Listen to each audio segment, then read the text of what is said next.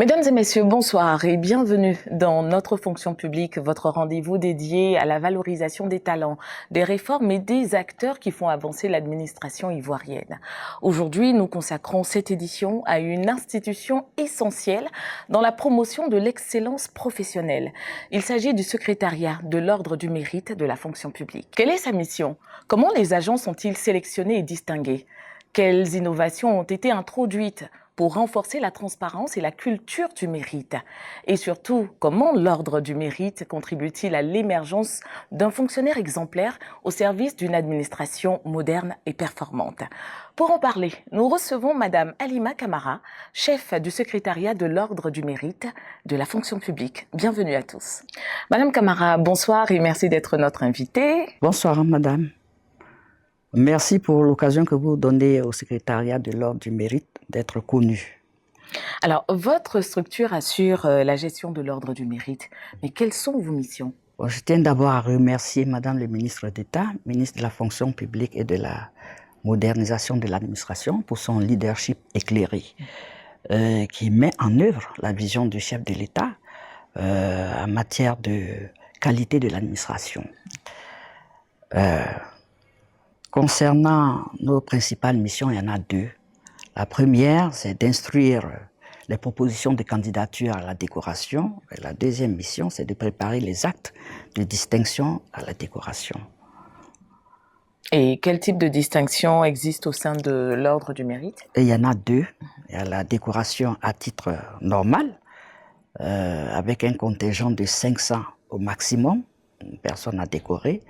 Et on a la décoration exceptionnelle, à titre posthume ou à la demande d'une entité qui veut magnifier ses agents, qui sont des fonctionnaires. Quand même.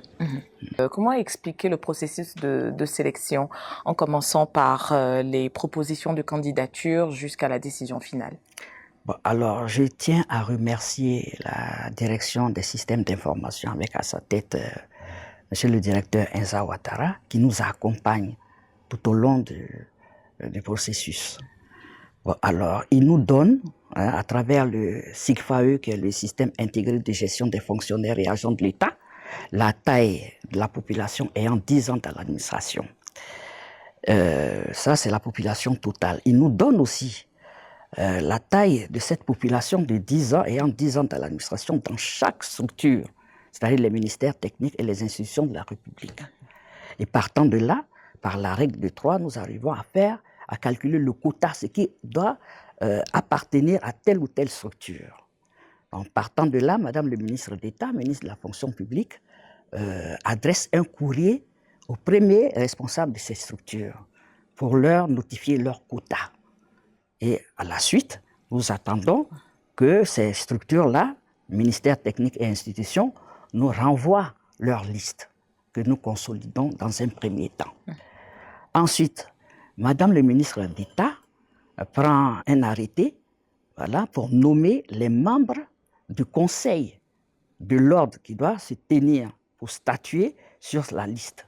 Elle-même, elle est présidente du conseil de l'ordre. La vice-présidence est assurée par la grande chancellerie. Est membre aussi le président du conseil de discipline, parce qu'il ne faut pas être sous sanction disciplinaire. Le directeur général de la fonction publique également membre, qui gère le personnel. Et nous, secrétariat de l'Ordre du Mérite de la fonction publique, assurons le secrétariat de ce conseil de l'Ordre.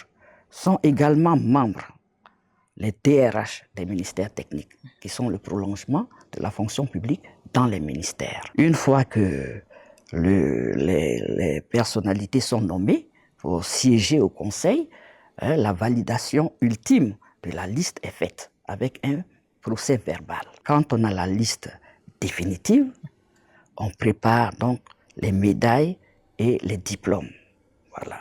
Il faut dire que les chevaliers et les officiers ont un arrêté comme acte de distinction, tandis que les commandeurs ont un décret signé par le chef de l'État.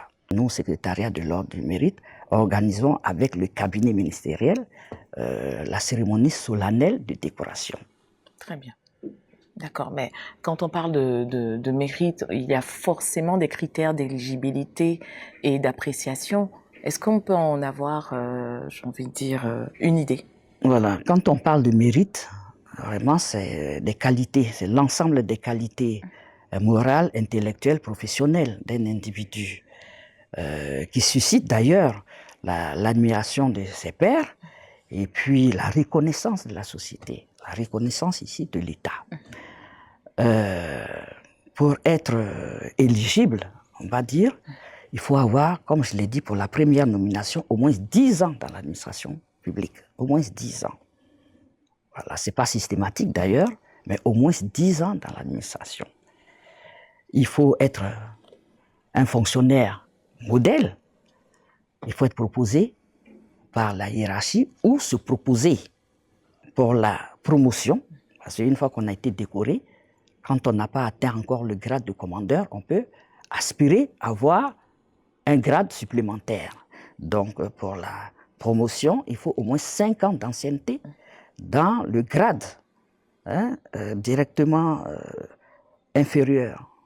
C'est-à-dire, si nous sommes chevaliers, on aspire à être officier, mais il faut 5 ans d'ancienneté pour être susceptible, parce que là aussi, ce n'est pas systématique, pour être décoré au grade d'officier.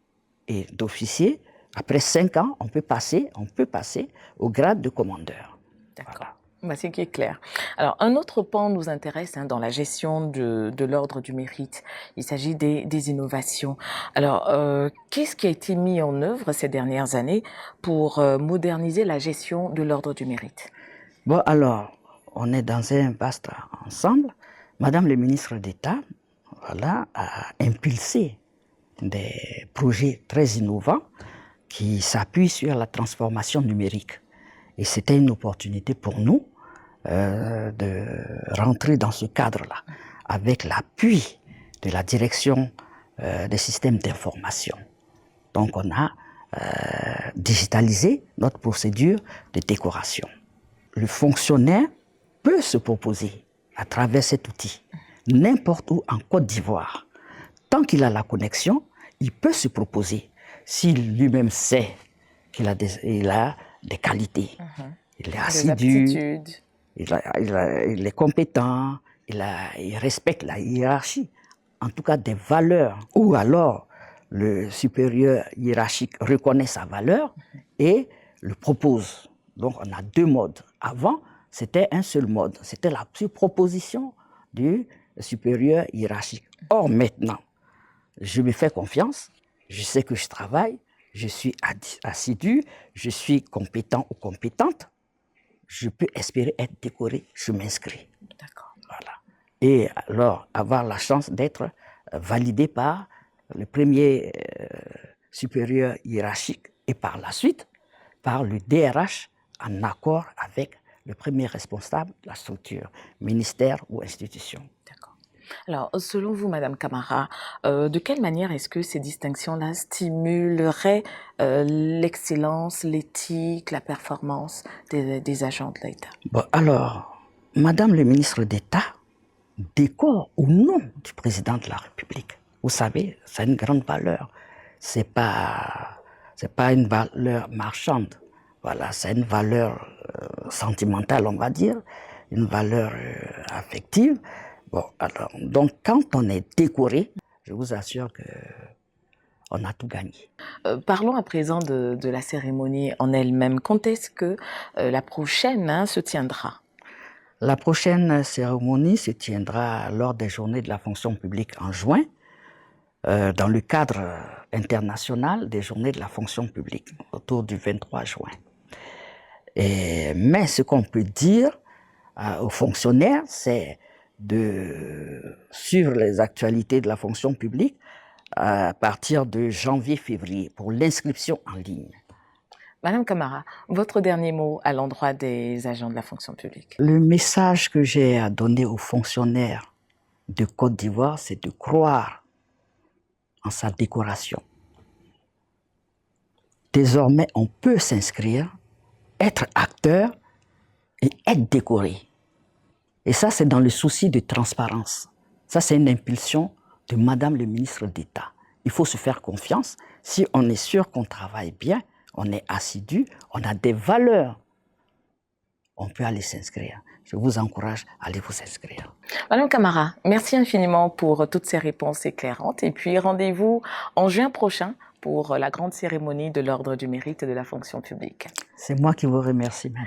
Quant à vous, mesdames et messieurs, ainsi s'achève ce numéro de notre fonction publique consacré au secrétariat de l'Ordre du Mérite de la fonction publique. Eh bien, nous retiendrons que la reconnaissance du mérite n'est pas seulement une cérémonie. C'est un levier puissant de motivation, de discipline, de performance et d'exemplarité pour l'ensemble des agents de l'État. Merci de nous avoir suivis. Nous vous donnons rendez-vous le mercredi prochain, toujours sur RTI 1 après le JT de 20h. Et en attendant, rendez-vous sur www.fonctionpublique.gouv.ci. À très bientôt.